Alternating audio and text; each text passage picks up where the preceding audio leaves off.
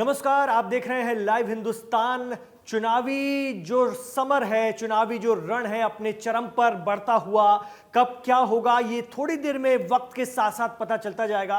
लेकिन अगर आप टेलीविजन को फॉलो कर रहे हैं तो आपको लग रहा होगा कि चीजें बहुत तेजी से बदल रही हैं। लेकिन लाइव हिंदुस्तान पर हम आपको बिल्कुल एथेंटिक आंकड़े दिखाने जा रहे हैं जो इस वक्त रुझानों में साफ नजर आ रहे हैं, और वो है इलेक्शन कमीशन ऑफ इंडिया की वेबसाइट से।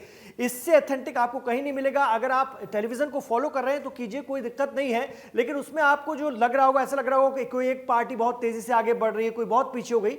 आपको असलियत क्या है, इस वक्त ताजा सूरत हाल क्या है, वो बताते हैं। तो सबसे पहले बात करते हैं वेस्ट बंगाल की, जिस पर ज्यादा चर्चा हो रही है। ममता बनर्जी क्या अपना किला बचा पाएंगी या बीजेपी इसमें सेंधमारी कर चुकी है? ये बहुत सारे ऐसे सवाल हैं, और कुछ आपको जवाब ऐसा लग रहा होगा मिल भी गए होंगे। जिस तरह से आप दीगर मीडिया देख रहे हैं तो ऐसा लग रहा होगा कि बहुत तेजी से चीजें एक पार्टी के फेवर में जा रही है। लेकिन हम आपको बताते हैं कि इस वक्त जो ताजा स्थिति है वो क्या है। आपको बता दें, वेस्ट बंगाल की बात करते हैं। बंगाल में अगर हम देखें, इलेक्शन कमीशन ऑफ इंडिया की इस वक्त की जो वेबसाइट के हवाले से जो खबर आ रही है, जो सूचना आ रही है, जो नजर आ रहा है, वो ये है कि भारतीय जनता पार्टी इस वक्त रुझानों में, इस बात पर गौर कीजिएगा, रुझानों में 24 सीटों पर आगे चल रही है।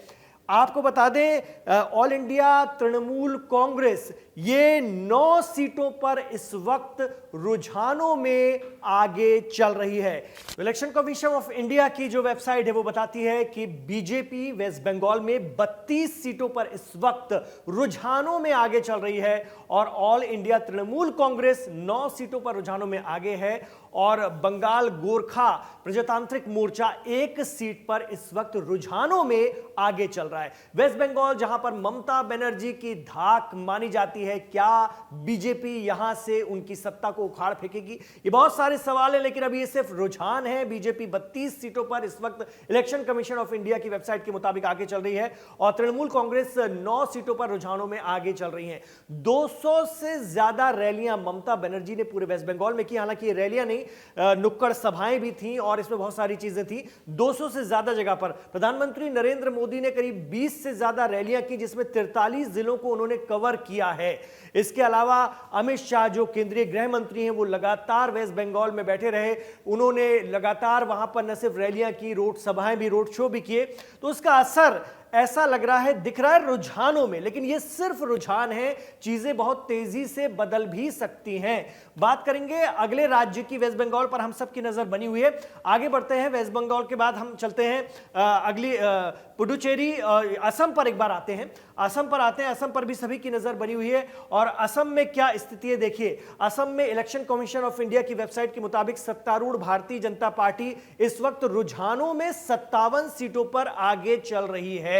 जी हां, और ऑल इंडिया कांग्रेस जो है, कांग्रेस 19 सीटों पर इस वक्त रुझानों में आगे चल रही है। हेमंता बिस्वा शर्मा विवादों में रहे, बहुत ज्यादा एग्रेसिव प्रचार किया, कांग्रेस ने भी जबरदस्त फाइट की। लेकिन रुझान जो बता रहे हैं वो ये है कि बीजेपी 57 सीटों पर आगे है और कांग्रेस 19 सीटों पर रुझानों में आगे चल रही है।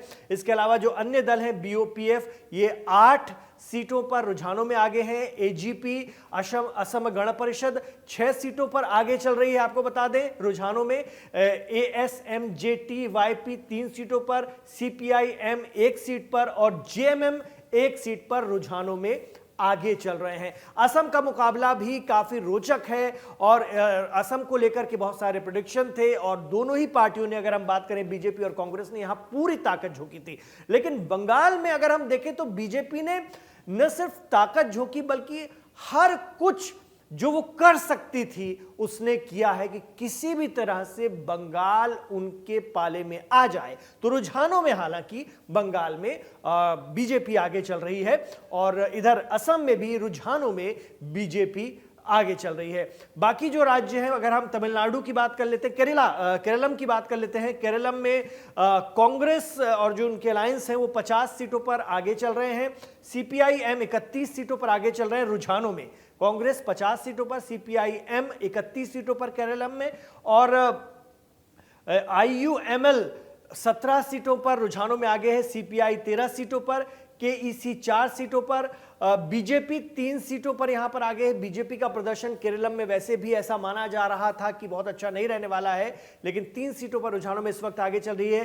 केईसी 3 सीटों पर और अदर्स जो हैं 10 सीटों पर रुझानों में आगे चल रही हैं। हम बार बार बता रहे हैं ये नतीजे नहीं हैं, सिर्फ रुझान है और रुझानों में बहुत बहुत बदलाव होते हैं। अभी वक्त बाकी है, तो आपको इन रुझानों को इस तरह से देखना समझना पड़ेगा।